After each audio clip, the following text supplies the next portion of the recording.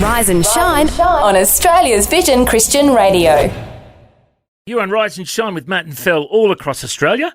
And it's time to catch up with our good friend AJ Spurr. How are you, my friend?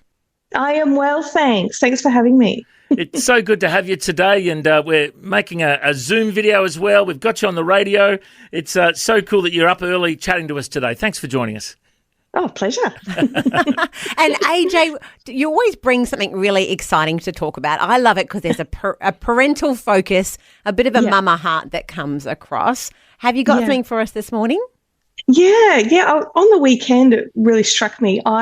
For the first time ever, I actually sent an email to our footy club to thank them for the amazing work of the umpire in the game. Oh, and wow. It turns out I'm probably the first parent that's ever done that. I'm really surprised. I think there's been a few emails that have gone to footy clubs about umpiring, but probably not a positive one. Is that fair to say? And I just thought she'd done such an amazing job and you know, kept our motley crew of boys in check. And and I just had to, you know, I thought, you know what, they need to hear this because they probably don't hear thanks very often. Yes. These are one of those unpopular decisions that are necessary but not well liked. Yeah. And the footy club, they actually wrote back and said she's actually decided to resign because of all the nastiness from parents on the sidelines. Oh, no. I just thought, wow, that's really mean. And what a terrible example that parents are setting on the sidelines for our kids. And, you know, when you walk out onto the footy field, there is a giant sign that says, just a reminder, these are just kids. These are just volunteers. Yeah. This is not, you know, a grand final. This is fun. And the ground marshal had to come around and remind the parents of the opposition, these are 12-year-old kids. Yeah. Everything that we say needs to be encouraging. And I thought, wow, that's a sermon right there, isn't it? That'll preach. Oh, I love that. That's so true. It is so true. And, you know, in this day and age, you know, people are getting a bit out of control with their opinions, with their insults and, you know, calling the ref this, calling the ref that. It's a game, people. Let's have fun. Let's enjoy the game. Let's have a bit of sportsmanship, hey? That's right. Yeah, teach our kids, you know, what's the appropriate response when you're losing, or when the umpire inevitably does make a mistake, because they're human too. Yeah. You know, let's all learn to shake it off, as a great philosopher once said. Yeah. Taylor Swift. Yeah. Well, I don't know if Taylor's ever been called that before. But there's also such a great principle in what you just said there, which is to be proactive with our praise. And often we think things and we're very quick to say when something doesn't go our way or we're not happy with something. But how often is it that we remember to actually say thank you and say, hey, you did a great job? And you can see in people's eyes what an impact that has. And for people, that often that's the one piece. I've read actually research before that has said that people would prefer that from their bosses, thanks and a good job well done, than a pay rise. Yeah. It's actually more meaningful and cheaper. Yeah. So there you go. Absolutely, yeah.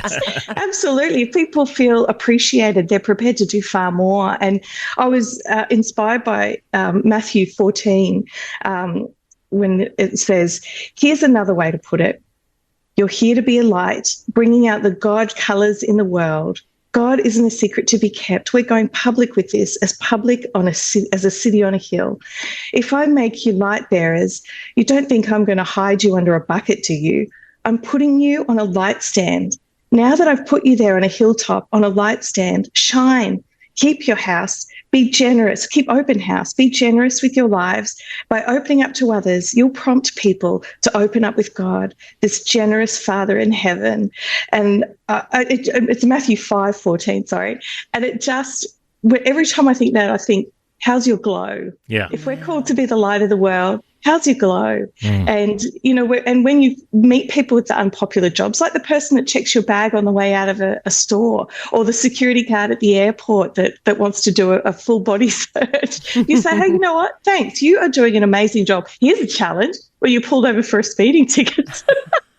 Thanks for keeping me safe. Yeah, keeping the street safe. Yeah, look, I made a mistake there. You know, the umpires of our state, and we need people to remind us, hey, check your glow. How you doing? Very good. You know, yeah. Absolutely love it.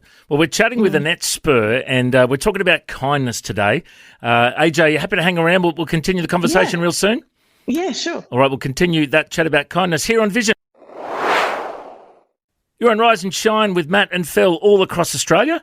And joining us on the line today is the amazing AJ Spurr. She's a blogger, she's an author, she's an inspirational mama. Oh, that's a good title, isn't it, AJ? And we're talking about kindness today. Yeah. You know, you had an experience recently, AJ, where you thanked an umpire, but she copped so much flack that she actually has quit this lady, has she? Yeah. Oh, yeah. that's so sad. Yeah, it is. It's come to that. Yeah.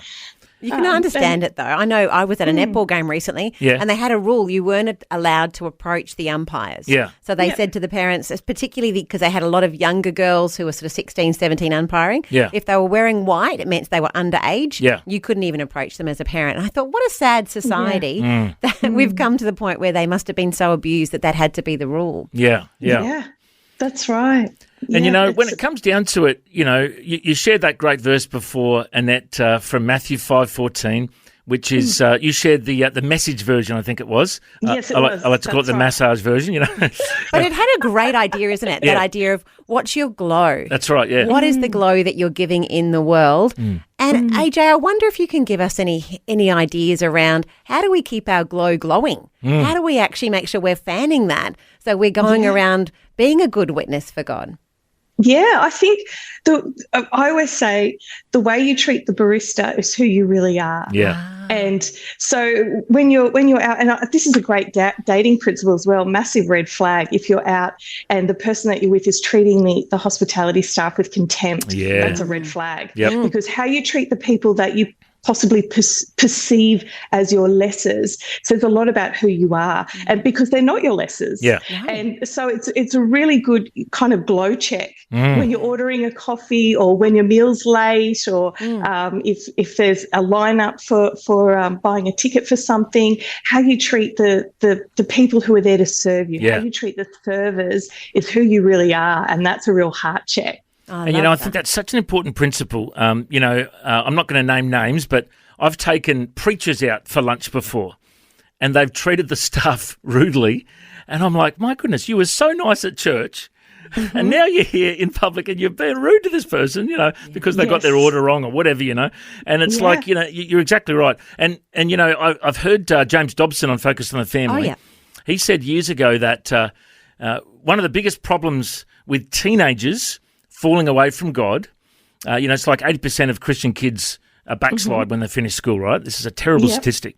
And he believes the reason why is because parents are Christian at church but not Christian at home. Yeah. And, you know, Jesus warned about hypocrisy, didn't he, you know? Hypocrisy is when you're an actor on a stage, when you put on a show at church, but then at home you're mad, you're violent, you're abusive, you're rude, you're whatever, you know. Same at a cafe, same at a sporting game, you know. As believers, we've got to not just talk the talk, but we've got to walk the walk. We've got to have a 24-hour witness, particularly as an example to our kids, hey?